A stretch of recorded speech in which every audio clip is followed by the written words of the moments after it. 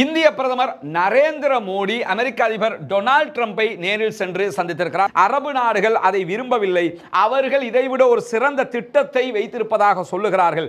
அந்த திட்டத்தை வழங்குவதற்கான நேரம் இதுவாக இருக்கிறது.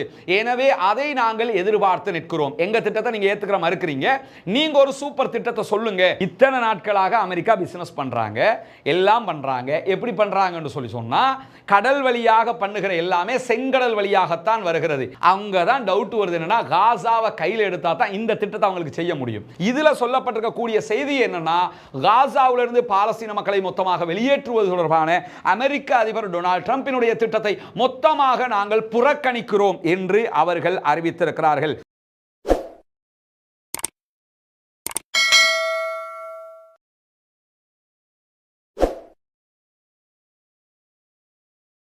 அஸ்ஸலாமு அலைக்கும் வரஹ்மத்துல்லாஹி வபரகாத்துஹு. அன்பிற்கினிய சகோதர சகோதரிகளே, நம் அனைவர் மீதும் ஏக இறைவனுடைய அமைதியும் கருணையும் உண்டாகட்டுமாக என்கிற உயரிய பிரார்த்தனைகளோடு சீஸ் ஃபயர் யுத்த நிறுத்தம் காசாவிலே ஏற்பட்டு 27வது நாளாக அங்கு என்ன நடக்கிறது, அடுத்த கட்ட நிலைப்பாடுகள் என்ன என்பது தொடர்பான இன்றைய செய்திகளைத்தான் நாம் பார்க்க இருக்கிறோம்.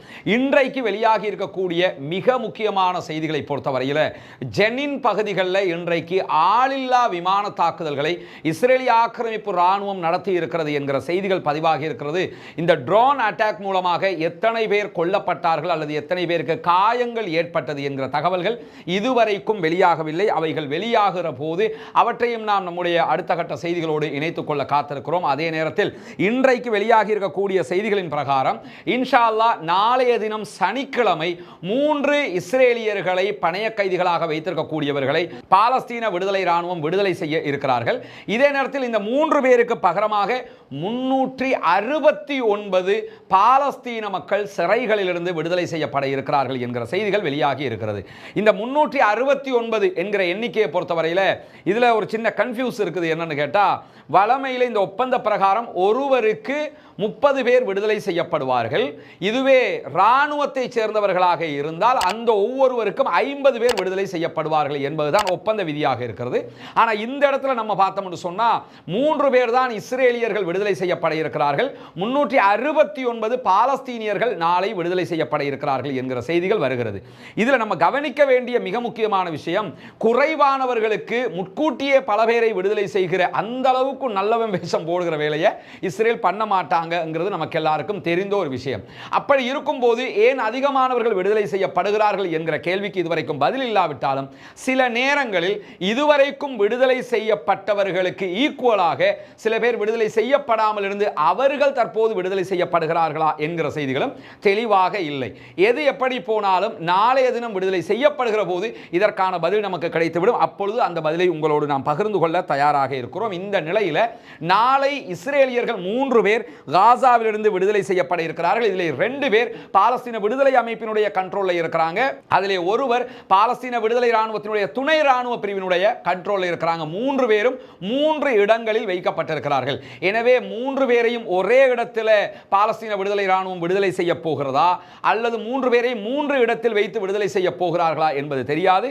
அது நாளைய தினம்தான் ஊடகங்களுக்கு தெரிய வரும் என்பது நமக்கு தெரியும். ஏன்னா அவங்க இரவோடு இரவாகத்தான் அதுக்குரிய ஒர்க்குகளை பண்றாங்க. ஆனா இன்னைக்கே நாளைக்கு யாரை நாங்க விடுதலை செய்ய போகிறோம் என்கிற விவரத்தை வெளியிட்டிருக்கிறார்கள். அதிலே யாயிர் ஹார்ன் என்கிற ஒருவர் விடுதலை செய்யப்பட இருக்கிறார். 46 வயதுடையவர். அக்டோபர் 7, 2023 தாக்குதல் நடத்தப்பட்ட நேரத்தில் இவரை பணைய கைதிகளாக நெரோஸ் என்கிற ஏரியாவில் வைத்து பாலஸ்தீன விடுதலை அமைப்பு கைப்பற்றி இருக்கிறார்கள். அது மட்டுமல்லாமல் இவர் அர்ஜென்டினாவில் இருந்து இஸ்ரேலுக்கு குடிபெயர்ந்தவராக அறியப்படுகிறார். பிறந்தது அர்ஜென்டினாவில், அங்கிருந்து இஸ்ரேலுக்கு இவர் குடியேறி இருக்கிறார். இரண்டாவது ஆளாக விடுதலை செய்யப்பட இருக்கிறவர் இஸ்ரேலிய குடியுரிமை பெற்ற இஸ்ரேலியர் தான். ரஷ்யாவினுடைய குடியுரிமையும் இவர் பெற்றிருக்கிறார். அலெக்சாண்டர் ட்ரூபனோ என்கிறவர். இவருடைய வயது 29 இருக்கிறது. 1990களில் பிற்பகுதிகளில் ரஷ்யாவில் இருந்து இஸ்ரேலுக்கு இவர் குடிபெயர்ந்திருக்கிறார் என்று சொல்லப்படுகிறது. அதே போன்று நிரோஸ் என்கிற பகுதிகளில் இருந்தே பணைய கைதியாக பிடிக்கப்பட்ட ஷாகுல் டெகல் என்கிற ஒருவர் நாளைக்கு விடுதலை செய்யப்பட இருக்கிறார். இவர் இஸ்ரேலிய அமெரிக்க குடியுரிமை பெற்றவர். இவருடைய வயது 336. இப்படி 3 பேர் நாளைய தினம் பாலஸ்தீனம் சார்பாக விடுதலை செய்யப்பட இருக்கிறார்கள்.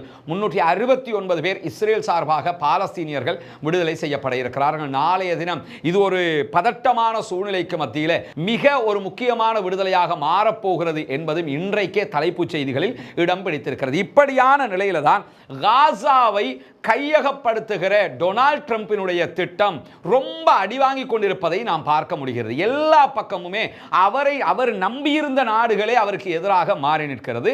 அதிலும் குறிப்பாக பார்த்தீங்கன்னு சொன்னா அமெரிக்க மக்களுக்கு மத்தியில் ஒரு கருத்து கணிப்பு எடுக்கப்பட்டிருக்கிறது. அது என்ன கருத்து கணிப்புனா, காசாவை டொனால்ட் ட்ரம்ப் கையகப்படுத்த நினைக்கிறாரு, அப்படி கையகப்படுத்துறது சரியா பிழையா, அதை அங்கீகரிக்கிறீங்களா இல்லையா என்று கேட்கிற நேரத்தில் 69% டொனால்ட் ட்ரம்பினுடைய இந்த செயல்பாட்டுக்கு எதிராக வாக்களித்திருக்கிறார்கள் என்கிற செய்திகள் வெளியாகி இருக்கிறது. எனவே அமெரிக்க மக்கள்ல 51 50 49 ஆகலங்க 69% ட்ரம்பினுடைய இந்த நடவடிக்கைகளுக்கு எதிராகத்தான் இருக்கிறார்கள் என்கிற கருத்து வெளியாகி இருக்கிறது. எனவே இது ஒரு நல்ல சமிக்ஞையாக பார்க்கப்படுகிறது. டொனால்ட் ட்ரம்பினுடைய எண்ணங்களுக்கு எதிராக அமெரிக்க மக்கள் இருக்கிற போது அவர் மட்டும் ஒரு தனியால் கிடையாது, அவர் ஒரு கட்சி சார்பாக ஆட்சி அமைத்தவர். அந்த கட்சிக்கு பாராளுமன்ற பெரும்பான்மை என்கிற ஒன்றும் இருக்கிறது. இந்த நிலையில அவர்கள் அடுத்தடுத்த தேர்தல்களில் எப்படி களம் காணுவது என்பதை எல்லாம் வைத்துத்தான் இந்த கட்டங்களுக்கு நகர்வார்கள் என்பது தெரியும். எனவே அமெரிக்க மக்கள் டொனால்ட் ட்ரம்புக்கு எதிராக இருப்பது என்பது மிக முக்கியமான ஒரு இடமாக இன்றைக்கு அறியப்பட்டிருக்கிறது. அதே நேரத்தில் காசாவில் இருக்கக்கூடிய மக்களை மொத்தமாக ஜோர்டானுக்கும் எகிப்துக்கும் மாற்றிவிட்டு இடம்பெயர செய்துவிட்டு காசாவை நாங்கள் கையகப்படுத்துவோம் என்று அமெரிக்கா அறிவித்திருந்த நேரத்தில் இன்றைய தினம் ஒரு முக்கியமான அறிவித்தலை அவர்களுடைய வெளியுறவு செயலராக இருக்கக்கூடிய மார்க்கோ ரூபியோ வெளியிட்டிருக்கிறார். அது என்ன செய்தியை வெளியிட்டிருக்கிறார் என்று சொல்லி சொன்னா, காசாவில் இருக்கக்கூடிய மக்களை ஜோர்தானுக்கும் எகிப்துக்கும் மாற்றுகிற திட்டத்தை அதிபர் டொனால்ட் ட்ரம்ப் அறிவித்திருக்கிறார். இதற்கு எதிராக அரபு நாடுகள் திரண்டு நிற்கிறார்கள். அரபு நாடுகள் அதை விரும்பவில்லை. அவர்கள் இதைவிட ஒரு சிறந்த திட்டத்தை வைத்திருப்பதாக சொல்லுகிறார்கள். அந்த திட்டத்தை வழங்குவதற்கான நேரம் இதுவாக இருக்கிறது. எனவே அதை நாங்கள் எதிர்பார்த்து நிற்கிறோம். எங்க திட்டத்தை நீங்க ஏத்துக்கிற மறுக்கிறீங்க, நீங்க ஒரு சூப்பர் திட்டத்தை சொல்லுங்க அப்படின்னு சொல்லி மார்க்கோ ரூபியோ இன்றைக்கு சொல்லி இருக்கிறது மட்டுமல்லாம காசாவில் மீண்டும் யுத்தத்தை செய்ய வேண்டும் என்று இஸ்ரேல் நினைத்துக் கொண்டிருக்கிறது. அந்த திட்டம் காசாவுக்கான இந்த யுத்தத்தை முடிப்பதற்கான ஒரு முழுமையான திட்டமாக அமையாத ஒரு நல்ல மெத்தட் இல்ல. யுத்தத்தையே பண்ணிக்கிட்டு இருந்தோம்னா ஏற்கனவே நடந்த யுத்தத்தினால எந்த பலனும் கிடைக்கல. எனவே இன்னொரு முறை யுத்தம் பண்ணி அங்க என்ன பண்ண போறோம்னு கேட்கிறாரு. இன்னைக்கு இது புரிஞ்சா நல்லது. அவங்களுக்கு இப்ப புரிஞ்சிருக்குது. ஆனா நெத்தனியாவுக்கும் கொஞ்சம் உரைக்கணும். அது நீங்க யுத்தத்தை பண்ணி என்ன பண்ண போறீங்க அப்படின்னு சொல்லிட்டு அது எந்த பிரச்சனையும் தீர்க்காது என்று சொல்லுகிறவர் என்ன சொல்றாருன்னு சொன்னா, பாலஸ்தீன விடுதலை அமைப்பு காசாவுக்குள்ள இருக்கிறது, அது ஒரு பெரிய பிரச்சனையாக இருக்கிறது. அதை இஸ்ரேல் ஏற்றுக்கொள்ள மறுக்கிறாங்க. அவங்களால அதை ஜீரணிக்க முடியல. யாராவது அவர்களை எதிர்கொள்ள வேண்டி இருக்கிறது. பிராந்தியத்தில் இருக்கக்கூடிய நாடுகள் அவர்களை எதிர்கொள்ள விருப்பமில்லை என்று சொன்னால் கண்டிப்பாக இஸ்ரேல் அவர்களை எதிர்கொள்ள தயாராக இருக்கிறது. அப்ப நாங்க என்ன பண்றதுன்னு கேட்கிறாரு. சாராம்சம் என்னன்னா, காசாவுல பலஸ்டைன் போராளிகள் இருக்கிறாங்க. இவங்களை நீங்க பிராந்தியத்தில் இருக்கக்கூடிய அரபு நாடுகள் அவங்களோட சண்டையிட ரெடி இல்லை. அப்ப நாங்க என்ன பண்றது? இஸ்ரேலாவது சண்டை பிடிக்கணுமா இல்லையா அப்படிங்கிறாரு. என்னன்னா, நீங்க அரபு நாடுகள் எல்லாம் ராணுவத்தையும் கொஞ்சம் கொண்டாந்து போடுங்க, அந்த ராணுவத்தை வச்சு நம்ம எதையாவது பார்த்துக்கலாம், இந்த மாதிரி பேசுவாங்கல்ல, அந்த மாதிரி ஒரு பேச்சு அவர் பேசுறாரு. அரபு நாடுகள் அதுக்கு ரெடி இல்லை. ஏற்கனவே இஸ்ரேலே வாங்கியிருக்கிற வாங்குவைக்கு நம்மாக்களையும் அனுப்பி அவங்க கிட்ட வாங்கி கட்டணுமாங்கிற நிலைமையில அவங்க இருக்கிறாங்க. அதுக்கு தான் அந்த தூண்டில போட்டு பார்க்குறாரு. நீங்க அப்படின்னா ஒரு திட்டத்தை கொண்டு வாங்க, எங்க ராணுவத்தை எல்லாம் போடுறோம், அப்படி போட்டு செய்கிறோம். அந்த திட்டம் எப்போ சாத்தியப்படும்னா, பாலஸ்தீன விடுதலை அமைப்பு ஒத்துக்கொண்டால் சாத்தியப்படும். ஓகே, நமக்கு தனி நாடு தர்றேன் என்று சொல்றீங்களா? ஓகே, அதற்கு தனிநாட்டுக்கு எல்லையில் கொண்டு வந்து அரபு ராணுவத்தை தான் கொண்டு வந்து போடணுமா? ஓகே, அதையும் போடுறோம். எங்களை நீங்கள் நம்பிக்கையில் அவங்கள போடுறோம். அவங்க ஒத்துக்கொள்வாங்களாக இருந்தால் இந்த பிரச்சனை முடிவுக்கு வரும். ஆனால் அவர்கள் இதுவரைக்கும் அப்படியான எந்த ஒரு சைக்கினையுமே கொடுத்ததாக தெரியவில்லை. இப்படி இருக்கிற இடத்துல தான் அவர் என்ன சொல்றாருன்னா, இஸ்ரேல் திரும்ப திரும்ப யுத்தத்திற்கு வருவது என்பது தீர்வாகாது. உடனடியாக அரபு நாடுகள் ஒரு திட்டத்தை தாங்க, அந்த திட்டத்தை பற்றி நம்ம யோசிப்போம் இறங்கி வந்திருக்கிறாங்க இப்போ. ஆனால் அரபு நாடுகள் புதுசாக கொடுக்கறதுக்கு எந்த திட்டமும் கிடையாது, கொடுக்க வேண்டிய தேவையும் இல்லை. அரபு நாடுகளில் குறிப்பாக சவுதி அரேபியாவிலிருந்து ஈஜிப்ட் வரைக்கும், பாகிஸ்தான் வரைக்கும் உலகத்தில் இருக்கக்கூடிய 134 நாடுகள், ஈவன் ஸ்ரீலங்கா, இந்தியா, எல்லா நாடுமே சொல்லக்கூடிய அழகான திட்டம் தான் 2 நாடுகள் என்கிற திட்டம். பாலஸ்தீனம் என்கிற ஒரு நாடு, இஸ்ரேல் என்கிற ஒரு நாடு. இந்த 2 நாடு, இஸ்ரேல் ஒரு நாடுன்னு நீங்க இடத்தை பிடிச்சி நிக்கிறீங்க. அதே மாதிரி பாலஸ்தீனத்துக்கு சுதந்திரம் கொடுத்துருங்க, அவங்க தனி நாடா இருந்துட்டு போவாங்க. அப்ப எந்த பிரச்சனையுமே இல்லை. இந்த வேலையை செஞ்சா மட்டும்தான் இதுக்கு முடிவு வரும் என்பதுதான் அரபு நாடுகளுடைய திட்டமாக இருக்கிறது. அதை தற்போது தற்போது அமெரிக்கா கீழே இறங்கி வந்துருச்சு, கேட்டுக்கிட்டு இருக்கிறாங்க. கொடுத்தாலும் இப்ப இந்த திட்டத்தை தான் இவங்க கொடுக்க போறாங்கிறது மிக தெளிவாக தெரிகிறது. இந்த நேரத்தில் தான் இந்திய பிரதமர் நரேந்திர மோடி அமெரிக்க அதிபர் டொனால்ட் ட்ரம்பை நேரில் சென்று சந்தித்திருக்கிறார். அந்த பேச்சுவார்த்தைகள் எல்லாம் ஒரு விவரமாக பேசப்பட வேண்டிய தனி டாபிக்கான பேச்சுவார்த்தைகள் நிறைய பேசி இருக்கிறாங்க. இந்தியாவுக்கு தேவையான பல நலன்கள் அதில் உள்ளடக்கப்பட்டிருக்கிறது. டொனால்ட் ட்ரம்போடு அவர் பேசுகிற நேரத்தில் நடந்த சம்பவங்கள், அது மாதிரி பல விஷயங்கள் இருக்கிறது. இந்த இடத்துக்கு நமக்கு தேவையானது என்ன விவகாரம் என்று சொன்னா, டொனால்ட் ட்ரம்போடு நடைபெற்ற இந்த பேச்சுவார்த்தைகளில் ட்ரம்ப் என்ன சொல்லியிருக்கிறார்னா, இந்தியாவுக்கு இஸ்ரேல் வழியாக நாங்கள் ஒரு பெரிய ஒரு செயினை உருவாக்கி ஒரு பிசினஸ் உங்களோட பண்றதுக்கு நாங்கள் உறுதியாக இருக்கிறோம். எந்த அளவுக்கு உறுதியாக இருக்கிறோம் என்று சொல்லி சொன்னா, நாங்கள் ரெண்டு பேரும் ஊடகத்தில் பேசும்போது சொல்றாரு டொனால்ட் ட்ரம்பும் நரேந்திர மோடியும், இந்த ஜோடி வரலாற்றில் ஒரு மிகப்பெரிய வர்த்தக பாதையை உருவாக்குவதற்கு தயாராக இருக்கிறது. இந்தியாவில் இருந்து இஸ்ரேல் வழியாக இத்தாலி வரைக்கும் பொருட்களை நீங்கள் ஏற்றுமதி செய்ய முடியும். அதே போன்று எங்களுடைய பொருட்களும் உங்களை இஸ்ரேல் வழியாக வந்து அடையும். அந்த அளவுக்கு நம்முடைய இந்த நட்பை பயன்படுத்தி ரோட் மேப்பை நம்ம போடணும். அதே மாதிரி ரயில் பாதைகளை அமைப்பதற்குரிய திட்டங்களை போட வேண்டும். அதே மாதிரி கடலுக்குள்ளாக ரயில் பாதைகளை அமைப்பதற்குரிய திட்டங்களை நம்ம கொண்டு வரணும். கேபிள்கள் மூலமாக நம்முடைய மற்ற செயல்பாடுகளை முன்னெடுப்பதற்கான திட்டங்களையும் நம்ம கொண்டு வரணும் என்கிற செய்திகளை எல்லாம் இன்னைக்கு அவர் சொல்லி இருக்கிறார். இங்கதான் டொனால்ட் ட்ரம்பினுடைய அந்த திட்டத்தினுடைய மையப்புள்ளி இருப்பதை நாம் அவதானிக்க முடியும். இத்தனை நாட்களாக அமெரிக்கா பிசினஸ் பண்றாங்க, எல்லாம் பண்றாங்க. எப்படி பண்றாங்கன்னு சொல்லி சொன்னா, கடல் வழியாக பண்ணுகிற எல்லாமே செங்கடல் வழியாகத்தான் வருகிறது. ஈஜிப்டால வருவாங்க, ஈஜிப்ட் பார்டர் தாடி செங்கடலுக்குள்ள வருவாங்க, செங்கடலால இந்திய பெருங்கடலுக்குள்ள இந்தியாவுக்கு தேவையான எல்லாமே வந்து கொண்டிருக்கும். இதுதான் திட்டமிட்ட ஒரு பயணமாக இருக்கிறது. ஆனா இப்ப அவங்க சொல்லக்கூடியது என்னன்னா, இஸ்ரேல் வழியாக செய்வோம். ரெண்டு விதமா செய்வோம். ஒன்னு லேன் ரூட்ல ஒன்றை பண்ணுவோம், லேன் இல்லாத இடத்துல ரூட நம்ம பண்ணணும். ரெண்டாவது கடல் வழியாகவும் பண்ணுவோம் அப்படின்னு சொல்லி ரெண்டு திட்டங்கள் முன்வைக்கப்படுகிறது. இந்த ரெண்டு திட்டத்தில் இருக்கக்கூடிய மிகப்பெரிய பிரச்சனை என்னன்னா, காசாவை கைப்பற்றுகிறோம் என்று கைப்பற்ற வேண்டும் என்று அடித்து சொல்லிக் கொண்டிருக்கிறாரா இல்லையா டொனால்ட் ட்ரம்ப்? அங்கதான் டவுட் வருது. என்னன்னா, காசாவை கையில் எடுத்தா தான் இந்த திட்டத்தை அவங்களுக்கு செய்ய முடியும். அதுக்காக வேண்டி தான் காசா அவருக்கு தேவைப்படுது. இப்போ என்ன, காசா மக்களுக்கு நலவு செய்யறதுக்கு இல்லை, காசாவை கையில் எடுத்தா இந்த பிசினஸ் ரூட் அமைச்சு வரலாற்றில் மிகப்பெரிய இந்த பட்டுப்பாதை மாதிரி செங்கடல் மாதிரி நான் ஒரு பெரிய பிசினஸ் ரூட் அமைச்சு கொடுத்தேன் என்கிற அந்த வரலாற்று பெருமையை எடுக்கிறதுக்காக காசாவை கைப்பற்ற நினைக்கிறாரு. அவர் மோடியோட பேசினத்தோடு அவருடைய திட்டம் தவிடுபடியாக வெளியே வந்திருக்கிறது. அது எப்படி அந்த திட்டத்தை அவர் அமைக்க நினைக்கிறாருங்கிறது ஒரு தனி வீடியோவாகத்தான் நம்ம போடணும். காசாவில் என்ன இருக்குது, காசாவை கைப்பற்றுவதற்கு அவர் ஆசைப்படுவதற்கான காரணம் என்ன, காசாவில் அப்படி இருக்கக்கூடிய ஒரு முக்கியமான அம்சங்கள் என்ன என்று ஒரு சுவாரஸ்யமான நம்ம தெரிந்து கொள்ள வேண்டிய, காசா மீது இவர்கள் ஆசைப்படுவதற்கான அடிப்படை காரணம் ஒரு தனியான விஷயம் இருக்குது. அது ஒரு தனி வீடியோவாக ஓரிரு நாட்களுக்குள்ளாக இன்ஷால்லா நம்ம உங்களுக்கு கொண்டு வர இருக்கிறோம். அதுக்கான காரணம் என்னன்னா, சில வீடியோக்கள் உங்களுக்கு தெரியும், யூடியூப் தளத்தில் நம்ம போடும்போது அவர்களுடைய நிபந்தனை பிரகாரம் ரெஸ்ட்ரிக்ஷன் போட்டிருக்கிறாங்க, நமக்கு அதில் கொண்டு வர முடியல. பல விஷயங்கள் நம்ம பண்ணும்போது இந்த மாதிரி பிரச்சனை வர்றதுனால தனியான ஒரு இணையதளத்தை தயார் பண்ணிக்கிட்டு இருக்கிறோம். அப்படியான வீடியோக்கள் அந்த இணையதளத்தில் நம்ம போட்டுட்டுருவோம். நீங்க நேரடியாக அதில் பார்த்துக்கிற முடியும் இன்ஷால்லா. அதுக்காக வெயிட் பண்ணுங்க. காசாவை கைப்பற்றுவதனுடைய சூட்சுமம் என்ன என்பது அதிலே வெளிப்படும். தற்போது பாதி வெளியாகிவிட்டது நரேந்திர மோடியுடனான இந்த சந்திப்பின் பிரகாரம். இரண்டாம் கட்டமாக இன்றைக்கு வெளியாகி இருக்கக்கூடிய இன்னும் ஒரு முக்கியமான செய்தி என்னன்னா, நேற்றைய வீடியோவில் நம்ம சொல்லியிருந்தோம், பிரான்சினுடைய அதிபர் மெக்ரான் மிக அழகான ஒரு பதிலை கொடுத்திருந்தார் காசா விவகாரத்தில். இன்றைக்கு மீண்டும் அவர் தன்னுடைய நாட்டினுடைய ஊடகத்துக்கு வழங்கி இருக்கக்கூடிய பேட்டியில் என்ன சொல்றாருன்னா, 2 மில்லியன் மக்களை காசாவிலிருந்து வெளியேற்றுவது என்பது மிக முக்கியமான, ஏற்றுக்கொள்ள முடியாத ஒரு வாதமாக இருக்கிறது. டொனால்ட் ட்ரம்பினுடைய இந்த விவகாரத்தை ஒருபோதும் பிரான்ஸ் ஏற்றுக்கொள்ளாது, இது மிக ஆபத்தான நடவடிக்கை என்று சொல்லிட்டு அமெரிக்காவுடைய ஃபைனான்சியல் டைமுக்கு அவர் பேசும்போது என்ன சொல்றார் என்று சொன்னா, என்ன பொறுத்தவரையில் காசாவுக்கான தீர்வு ரியல் எஸ்டேட் பிசினஸ் தீர்வு அல்ல, அது ஒரு பொலிட்டிக்கல் தீர்வாக இருக்க வேண்டும். காசாவுக்கு கொடுக்கிற தீர்வு எப்படி இருக்கணும்னா, நீங்க ரியல் எஸ்டேட் பிசினஸ் பண்ற மாதிரி பண்ணக்கூடாது, பொலிட்டிக்கலி தீர்வு கொடுக்கப்பட வேண்டும். பொலிட்டிக்கலி தீர்வு கொடுக்கிற போதுதான் கண்டிப்பாக அது வெற்றி அடையும். ஆனா டொனால்ட் ட்ரம்ப் என்ன பண்றாருன்னு கேட்டா, காசாவையும் ரியல் எஸ்டேட் பிசினஸ் பண்ற மாதிரி நினைக்கிறாரு. ரெண்டாவது டென்மார்க்கை பகைச்சுக்கிட்டு கிரீன்லாந்தையும் அவர் எடுத்துக்கொள்ள பார்க்கிறார். இதெல்லாம் வந்து இந்த ரியல் எஸ்டேட் பண்றவங்களுக்கு சரிப்பட்டு வருமே தவிர இந்த மாதிரியான வேலைகளுக்கு சரிப்பட்டு வராது, ஒருபோதும் அதை ஒப்புக்கொள்ள மாட்டோம் என்று சொல்லி அவர்களும் இன்றைக்கு மிக தெளிவாக சொல்லி இருக்கிற செய்திகள் வெளியாகி இருக்கு. இது எல்லாமே பாலஸ்தீன மக்களுக்கான நலவுகளாக முடியக்கூடியது. ஏன்னா இந்த பிரான்ஸ் மாதிரியான நாடுகள் எதிர்ப்பது என்பது, ஏன்னா பிரான்ஸை பற்றி நம்ம சாதாரணமாக பல கட்டங்களில் நினைச்சிருவோம், இந்தியாவை பேசுவோம், மற்ற நாடுகளை பேசுவோம். பிரான்ஸ் எல்லாம் வந்து ஒரு பெரிய ராஜ்யம், ஒரு காலத்தில் பல நாடுகளை தன்னுடைய கண்ட்ரோலில் வச்சு கொண்டிருந்த பகுதிகள் அவங்க. இன்னைக்கு நீங்க பார்த்தீங்கன்னா ஜோர்தான் விஷயத்துக்கு ஏன் பிரான்ஸ் இவ்வளோ அடிச்சுட்டு நிற்கிறாங்கன்னு புரியுதா? ஜோர்தானுக்கு காசா மக்கள் அனுப்புவோங்கிறாங்கல்ல, ஏன் பிரான்ஸ் மக்ரான் வந்து திரும்ப திரும்ப அதை எதிர்க்கிறாருன்னா, ஒன்னே டொனால்ட் ட்ரம்பினுடைய இந்த திட்டத்தை அவர் ரசிக்காம இருக்கிறதுக்கான மெயின் காரணம் என்னன்னா, ஜோர்தானை கண்ட்ரோல் பண்ணிக்கிட்டு இருக்கிறது அமெரிக்கா அல்ல, பிரான்ஸ் தான் கண்ட்ரோல் பண்றாங்க. பிரான்சினுடைய ஏர்பேஸ் அங்கே இருக்குது, பிரான்சினுடைய ராணுவ தளம் அங்கே இருக்குது, பிரான்சினுடைய ராணுவம் குவிக்கப்பட்டிருக்கிறது.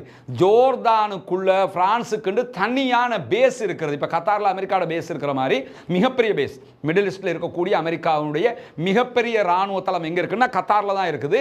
அதே நேரத்தில் பிரான்சினுடைய மிகப்பெரிய ராணுவ தளம் எங்கே இருக்குதுன்னு சொன்னால் ஜோர்தானுக்குள்ளே இருக்குது. அதனால தான் அவங்க என்ன பண்ணுறாங்கன்னா, இந்த 20 லட்சம் மக்கள் நீங்க அங்க கொண்டு வரதை நாங்க ஏத்துக்க முடியாது. பிரான்ஸ் என்ன பண்றாங்கன்னா எதிர்த்து நிற்கிறாங்க.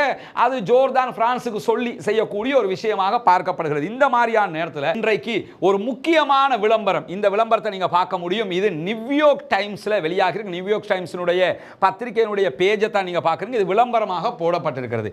இந்த விளம்பரத்தை வெளியிட்டிருக்கிறவங்க யாருன்னு சொன்னா, அமெரிக்காவை தளமாக கொண்டு இயங்கக்கூடிய ஜூயிஷ் வாய்ஸ் ஃபார் பீஸ் என்கிற யூத மக்களுக்கான அமைதிக்கான குரல் என்கிற அமைப்பு தான் இந்த விளம்பரத்தை வெளியிட்டிருக்கிறாங்க. இவங்களோட சேர்த்து இஸ்ரேலில் இருந்து இயங்கக்கூடிய பீஸ் நவ் என்கிற அமைப்பும் இணைஞ்சிருக்கிறாங்க. அதோட சேர்த்து 350 ரப்பிகள் இதில் சைன் பண்ணியிருக்கிறாங்க. இதில் இருக்கக்கூடியதெல்லாம் என்னன்னா, யூதர்களுடைய உச்சகட்ட பீடம். இப்போ கிறிஸ்தவங்களை நீங்கள் எடுத்துக்கிட்டீங்கன்னா ஆக டாப்ல இருக்கிறது யாருன்னு சொன்னால், இப்போ இருக்கிற போப் பிரான்சிஸ் இருக்கிறாங்க, அவர் தான் ஆக டாப் லெவலில் இருப்பாங்க.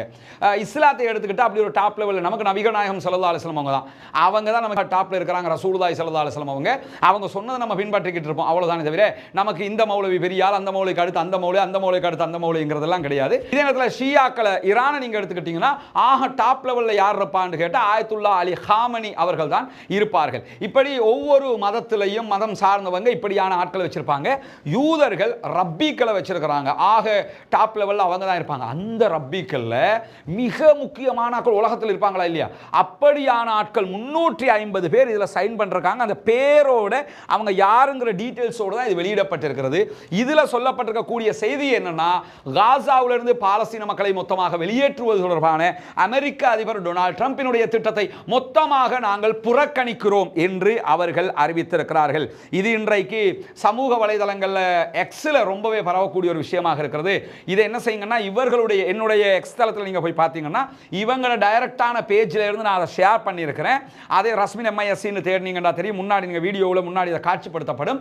அந்த எக்ஸில் போய் நீங்கள் அதை ரீபோஸ்ட் பண்ணிக்கலாம், அவங்களுடைய பேஜில் இருந்தே நீங்கள் பண்ணிக்கலாம். பண்ணினா தான் அது எவ்வளோ ஷேர் ஆகுது, எவ்வளோ பேருக்கு போகுதுங்கிறத நம்ம புரிஞ்சு கொள்ள முடியும். அதுவும் பாலஸ்தீன மக்களுக்காக நாம் செய்யக்கூடிய ஒரு முக்கியமான காரியமாகத்தான் இருக்கும். இப்படியான நேரத்தில் தான் காசாவில் யுத்தம் நடந்து கொண்டிருக்கும் போது காசா யுத்தத்தை அடுத்து என்ன செய்யலாம் இதை ஜெயிக்கிறதுக்கு என்கிற ஒரு திட்டம் வகுக்கப்பட்டது. அந்த திட்டத்தை உருவாக்கினவர் யாருன்னு கேட்டா, இஸ்ரேல் ராணுவத்தினுடைய முன்னாள் ஜெனரல். அவர் ஓரிரு மாதங்களுக்குள்ள ரிட்டையர்ட் ஆனாரு. அந்த முன்னாள் ஜெனரலாக இருந்த ஜியாரா ஐலாண்டுங்கிறவர் தான் அந்த திட்டத்தை வகுத்தார். இதுக்கு சொல்றது ஜெனரல்ஸ் திட்டம்னு சொல்றது. இந்த அவங்க உருவாக்கின திட்டத்துக்கு பேர் ஜெனரல்ஸ் என்ற அர்த்தம். ஜெனரல்ஸ் என்ன அர்த்தம்னு கேட்டால், நமக்கு யுத்தத்தில் தாக்குதல் நடத்தி நடத்தி நடத்தி இவங்களை வெல்ல முடியாமல் இருக்குது. அப்ப என்ன செய்யலாம்னும் போது, நார்த் காசா, வடக்கு காசா இருக்குதா இல்லையா, இந்த வடக்கு காசாவை மொத்தமாக மூடிய மண்டலமாக அறிவிப்பது. உள்ள யாரும் போக முடியாது, உள்ள இருக்கிறவங்க யாரும் வெளியே வர முடியாது என்று அறிவிச்சு, அதுக்குள்ள தண்ணீரோ அதே மாதிரி உணவுகளோ மருந்துகளோ எதையுமே அனுப்பாமல் நிறுத்துவது. மொத்தமாக உள்ள எதுவும் போகக்கூடாது. அப்ப பட்டினியில மக்கள் செத்து போவாங்க. பட்டினியில சாகிறது மட்டுமல்லாமல் உள்ள இருக்கிறவங்க அத்தனை பேருமே பாலஸ்தீன ராணுவமாக, பாலஸ்தீன போராளிகளாக அறிவிப்பது. அறிவிச்சுட்டா உலகம் என்ன பார்க்கும், உள்ள எல்லாமே அவங்க தான் இருக்கிறாங்களா, அதனால தான் இவங்க பசி போட்டு கொன்றுவோம்னு சொல்லி முடிவெடுத்திருக்கிறாங்க என்று சொல்லி 4.5 லட்சம் மக்களுக்கு இந்த மாதிரி பண்றதுக்கான ஒரு திட்டத்தை முன்மொழிஞ்சவர் யாருன்னு கேட்டா, இந்த ஜெனரல் பிளானுடைய தலைவராக இருக்கக்கூடிய முன்னாள் ஜெனரல் ஜியோரா ஐலாண்ட். அவர் இன்னைக்கு இஸ்ரேலுடைய மிக முக்கியமான பத்திரிகையாக இருக்கக்கூடிய எடியோத் அஹ்ரோனோத்துக்கு ஒரு பேட்டி கொடுத்திருக்கிறாரு. அதுல என்ன சொல்றாருன்னு கேட்டா, இந்த யுத்தத்தில் வகுக்கப்பட்ட 4 இலக்குகள்ல 3.5 இலக்குகள்ல இஸ்ரேல் தோத்துருச்சு. 4 இலக்குல 3.5 இலக்குல தோத்துருச்சு அப்படிங்கிறாரு. அதுல முதலாவது என்ன சொல்றாருன்னு கேட்டா, பாலஸ்தீன விடுதலை அமைப்பினுடைய ராணுவ பல மிலிட்டரி பவரை நாம உடைக்கல. எனவே நம்ம தோத்துட்டோம். நீங்க இன்னைக்கு எடியோ தகரணத்தில் இதை போய் பார்க்கலாம். அழகான ஒரு செய்தி அவர் சொல்றாரு. என்னன்னா, அவங்களோட ராணுவ பலத்தை நம்மளால உடைக்க முடியலை, எனவே பலஸ்டைன் விடுதலை அமைப்பு மிலிட்டரி பவர்ல அப்படியே இருக்கிறாங்கன்ற அர்த்தம். இதை நம்ம சொல்லலைங்க, இந்த ஜெனரல்ஸ் என்கிற திட்டத்தையே உருவாக்கிய இஸ்ரேலுடைய ஜெனரல் தான் இந்த தகவலை சொல்லுகிறார். ரெண்டாவது என்ன சொல்றாருன்னா, பலஸ்டைன் விடுதலை அமைப்பினுடைய ரெஜிமெண்ட் ஆட்சியை இல்லாமலாக்குவோம் என்று நம்ம சொன்னோம். இன்னைக்கும் காசாவில் அவங்க தான் ஆண்டுகிட்டு இருக்கிறாங்க, எனவே அதுலயும் நம்ம தோத்துட்டோம். மூணாவது என்னன்னு சொன்னா, அங்க இருக்கக்கூடிய பொதுமக்களை பாதுகாப்பாக அவங்களோட வீடுகளுக்கு திருப்பி அனுப்புவோம் என்று சொல்லியிருந்தோம், அதை நம்ம நிர்வகிக்கல, அதுலயும் நம்ம தோத்துட்டோம். அதே மாதிரி கடத்தப்பட்டவர்கள் பணைய கைதிகளை நம்ம கொண்டு வர்றதை பொறுத்தவரை இது நம்முடைய 4வது இலக்காக இருந்தது. அதில் பாதி ஜெயிச்சிருக்கிறோம். ஃபுல்லாக ஜெயிக்கணும்னா எப்படி ஜெயிச்சிருக்கணும்னா, ராணுவத்தோட சண்டையிட்டு அவங்கள வெளியே கொண்டு வந்திருக்கணும், அப்போ தான் ஃபுல்லாக ஜெயிக்கிறது. அதில் பாதி ஜெயிச்சிருக்காங்க, அதான் 3 அளவுக்கு ஜெயிச்சிருக்கோங்கிறார், 4ல் 3 ஜெயிச்சிருக்கோம், அதனால தான் சொல்கிறாரு இப்படித்தான் நாம் வெற்றி பெற்றோம். ஆனால் பாலஸ்தீன விடுதலை அமைப்பை பொறுத்தவரையில் அனைத்து இலக்குகளிலும் அவர்கள் ஜெயித்திருக்கிறார்கள். அதில் முக்கியமானது என்னன்னு சொன்னால், காசாவினுடைய ஆட்சி அவங்க மீண்டும் தக்க வைத்திருக்கிறார்கள் என்கிற செய்தி தான் மிக முக்கியமானது என்று சொல்லி அவர் இன்றைக்கு வெளியிட்டிருக்கக்கூடிய அறிக்கையில் சொல்றாரு. அதாவது, நாங்கள் அசிங்கப்பட்டுட்டோம்னு சொல்லி திரும்ப திரும்ப சொல்றீங்களடா, எவ்வளவுன்னு தான் நாங்களும் பார்க்கிறது. அதனால இது வரலாற்று சகாப்தத்தையே மாற்றி இருக்கிறது, வரலாற்றையே மீண்டும் புரட்டி போட்டிருக்கிறது இந்த வார்த்தைகள் என்பதை நாம் இங்கே கவனிக்க வேண்டும். இப்படியான நிலையில் தான் இன்றைக்கு ஒரு முக்கியமான செய்தி வெளியாகி இருக்கிறது. அது என்ன செய்தி என்று சொன்னால், ட்ரம்பினுடைய இந்த காசாவிலிருந்து மக்களை வெளியேற்றுகிற திட்டம் தொடர்பாக அமெரிக்கா எகிப்துக்கு ராணுவ ரீதியாக அழுத்தம் கொடுக்கிறது என்கிற செய்திகள் வெளியாகி இருக்கிறது. அது என்ன ராணுவ ரீதியிலான அழுத்தம்னா, 1979 எகிப்துக்கும் இஸ்ரேலுக்கும் இடையில யுத்த நிறுத்தம் வந்து 2 நாடுகளும் சேர்ந்து என்ன செஞ்சாங்கன்னா, கேம்ப் டேவிட் என்கிற ஒரு ஒப்பந்தத்தில் கையெழுத்து போட்டாங்க. நம்ம 2 பேரும் சண்டை பிடிச்சிக்கிறது இல்லை, இது எங்க எல்லை, இது உங்க எல்லை அப்படின்னு சொல்லி பிரிச்சுக்கிட்டாங்க. அந்த அடிப்படையில் அன்றைய நாட்களில் இருந்து அமெரிக்காவுக்கு கொடுத்த ஒரு வாக்குறுதி என்னன்னு சொன்னா, ஓகே நீங்க எகிப்து வந்து விட்டு கொடுத்து இப்படி ஆகிறதுனால நாங்க இனிமே எகிப்துக்கு ராணுவ உதவி பண்ணுவோம்னு சொல்றாங்க. ஒவ்வொரு வருஷமும் அவங்க என்ன பண்றாங்கன்னு சொன்னா, 1.4 பில்லியன் யூஎஸ்டி அளவுக்கு ராணுவ ரீதியிலான உதவிகளை கொடுத்து கொண்டிருக்கிறார்கள். எனவே தற்பொழுது நீங்க காசாவில் இருக்கக்கூடிய மக்களை எகிப்துக்குள்ள எடுக்கலன்னு சொன்னா, நாங்க உங்களுக்கு தர்ற 1.4 பில்லியன் யூஎஸ்டி அளவுக்குண்டான ராணுவ உதவிகளை நிறுத்துவோம் என்கிற ஒரு அறிவிப்பை விடுத்திருக்கிறார்கள்.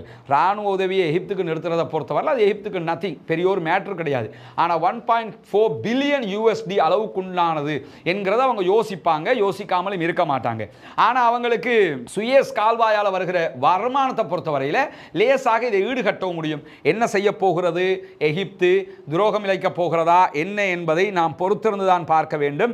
ஏற்கனவே திங்கட்கிழமை வெளிப்படையாகவே எகிப்துக்கும் ஜோர்தானுக்கும் ராணுவ உதவிகளை நாங்கள் நிறுத்துவோம் என்கிற செய்திகளை டொனால்ட் ட்ரம்ப் சொல்லியிருந்த நிலையில தான் இந்த செய்திகளும் சொல்லப்பட்டிருக்கிறது.